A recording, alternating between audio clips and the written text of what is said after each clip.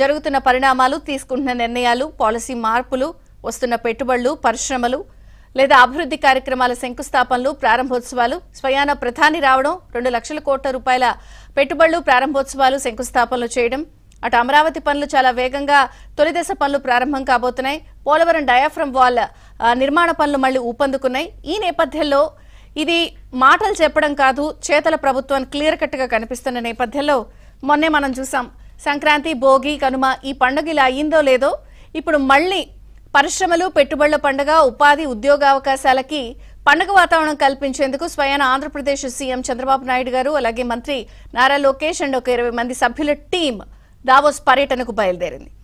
మరి ఏంటి దావోస్ అంటే ఇప్పటి వరకు కూడా మనం చూస్తే ఈ దావోస్ పర్యటనకి చాలా ప్రత్యేకత ఉంటుంది. ప్రపంచంలో ఉన్నటువంటి ప్రముఖ పారిశ్రామికవేత్తలు, ప్రముఖ కంపెనీలు, సీఈఓలు ఇలా చాలా మంది ఈ దావోస్ పర్యటనకు వస్తారు. మొత్తం మన దేశంలో ఉన్న రాష్ట్రాలందరూ కూడా వెళ్లి పోటీ పడి మహారాష్ట్రంలో పెట్టుబడులు పెట్టండి అని అక్కడ స్టాల్స్ పెట్టుకుంటాయి, పెవిలియన్స్ పెట్టుకుంటాయి. అక్కడ ఉన్నటువంటి వాళ్ళందరినీ కూడా పార్టిసిపేట్ చేసి వాళ్ళ రాష్ట్రంలో ఉన్నటువంటి పరిస్థితులు ఎలా ఉన్నాయి, లా అండ్ ఆర్డర్ కానీ, ఇచ్చే రాయితీలు కానీ, పాలసీ మ్యాటర్స్ కానీ, సింగిల్ విండో వ్యవహారాలు, వీటితో పాటు వస్తే పెడితే ఎలాంటి వాతావరణం ఉంది లా అండ్ ఆర్డర్ విషయంలో కానీ, ఇచ్చే రాయితీల విషయంలో కానీ చాలా పకడ్బందీగా స్టాల్స్ ఏర్పాటు చేసుకుని పెట్టుబడులు సాధించే లక్ష్యంగా అన్ని రాష్ట్రాలు పోటీ పడుతున్నాయి. అయితే ఇప్పుడు 5 సంవత్సరాలుగా మనం చూస్తే గత 5 సంవత్సరాలుగా జగన్ సర్కార్ ఉన్నప్పుడు మొత్తం 5 ఏళ్లలో ఆయన వెళ్ళింది కేవలం ఒక్కసారి. ఆ ఒక్కసారి కూడా చాలా అన్యమనస్కంగా వెళ్లారు. అది కూడా ఇక్కడ లోకల్గా ఉన్నటువంటి ఇండియాలో ఉన్నటువంటి కంపెనీస్తోనే పెట్టుబడులు పెట్టుకున్నారు కానీ ఎక్కడా కూడా పెద్దగా ఆకర్షించింది లేదు, లేదా ఒక పెద్ద ఫారిన్ డైరెక్ట్ ఇన్వెస్ట్మెంట్స్ తీసుకొచ్చింది లేదు, ఇలాంటివి ఏం లేదు.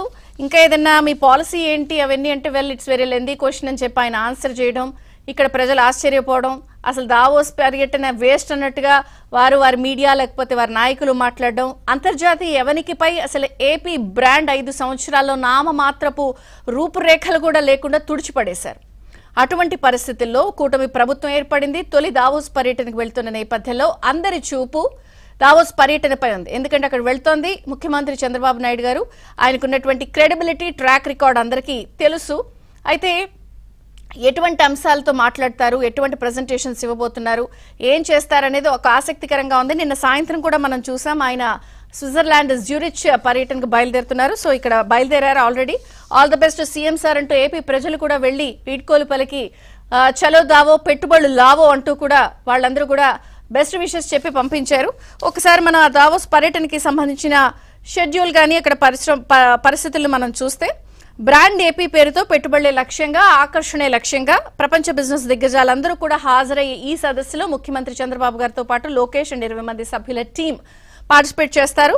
అయితే మొదటి రోజు 10 మంది పారిశ్రామికవేత్తలతో సమావేశం అవుతారు. ఇందులో meet and greet with Telugu diaspora అంటే మొత్తం అక్కడ ఉన్నటువంటి 10 మంది అతి ముఖ్యమైన పారిశ్రామికవేత్తలతో మీట్ అండ్ గ్రీట్ అయ్యి పారిశ్రామికవేత్తలతో తెలుగు డయోస్పరా అనే పేరుతో వీళ్ళు భేటీ అయ్యి Arcelor Mittal executive chairman Lakshmi మిట్టల్తో కూడా ప్రత్యేకంగా భేటీ అవుతారు.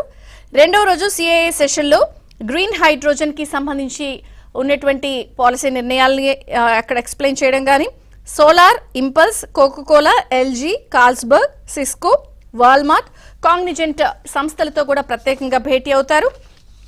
అలాగే ఇంటర్నేషనల్ మీడియా, బ్లూంబర్గ్ మీడియా వీళ్ళందరినీ కూడా అడ్రస్ చేసి ఆంధ్రప్రదేశ్కు ఉన్నటువంటి ప్రత్యేకతలు, ఈసారి తాము ఎటువంటి ఇండస్ట్రియల్ పాలసీతో వెళ్తున్నాము ఇవన్నీ కూడా ఎక్స్ప్లెయిన్ చేస్తారు ఇంటర్నేషనల్ మీడియాకి. మూడో రోజు అగ్రశ్రేణి నేతలందరితో కూడా ప్రభుత్వ పాలసీ, రాయితీలు, స్పీడ్ ఆఫ్ డూయింగ్ బిజినెస్తో వాళ్ళందరినీ కూడా మాట్లాడతారు. మొత్తంగా 5 సెషన్స్లో 3 సెషన్లు ముఖ్యమంత్రి చంద్రబాబు గారు మాట్లాడితే 2 సెషన్స్లో మంత్రి నారా లోకేష్ గారు ఆంధ్రప్రదేశ్కు ఉన్నటువంటి స్పెషాలిటీస్, వనరులు, పాలసీ ఇవన్నీ కూడా 3 సెషన్లు సీఎం గారు, 2 సెషన్లు మంత్రి నారా లోకేష్ గారు అనౌన్స్ చేస్తారు. అలాగే ఈ సెషన్స్లో 18 దేశాలకు సంబంధించిన కంపెనీల సీఈఓలు ఈసారి వస్తున్నారు. మొత్తంగా అయితే దావోస్లో బ్రాండ్ ఏపీ ఎలా అయితే జగన్ గారు పాడు చేసి అసలు అంతర్జాతీయ ప్లాట్ఫామ్ మీద పేరే నామరూపాలు లేకుండా చేసేశారు. మరి అటువంటి పరిస్థితుల్లో ఈసారి వెళ్తున్న నేపథ్యంలో ఎటువంటి పరిశ్రమలు, ఎటువంటి పెట్టుబడులతో 5వ రోజు 3 రోజుల సెషన్లో మళ్ళీ 5వ రోజు ఎలక్కి తిరిగి వచ్చేటువంటి గుడ్ న్యూస్ చెప్తారని ఆశిస్తున్నారు. అయితే ఇప్పటికే రకరకాల చర్చలు, ఎందుకంటే చాలా మంది పోటీ పడతారు కాబట్టి ఎందుకు ఏపీఏ రావాలి, ఇక్కడున్న పరిస్థితులు ఏంటి, ఎందుకు అంత ప్రాధాన్యత ఈ పర్యటన విషయంలో, ఎందుకు అందరు చూపు ఉంటుంది, ఇవన్నీ కూడా చర్చిద్దాం. నిజంగా మరి చలో దావోస్ అంటున్నారు, పెట్టుబడులు లావో అని ప్రజలు కోరుకుంటున్నప్పుడు ఎటువంటి ఆకర్ష మంత్రంతో వీళ్ళు ప్రజెంట్ చేస్తారనేది ఆసక్తిగా ఉంది. ఈ అంశాలన్నీ చర్చిద్దాం. చిన్న విరామం తర్వాత చర్చ ప్రారంభమవుతుంది. చూస్తున్నారండి ఏపీఎన్. పరిశ్రమలు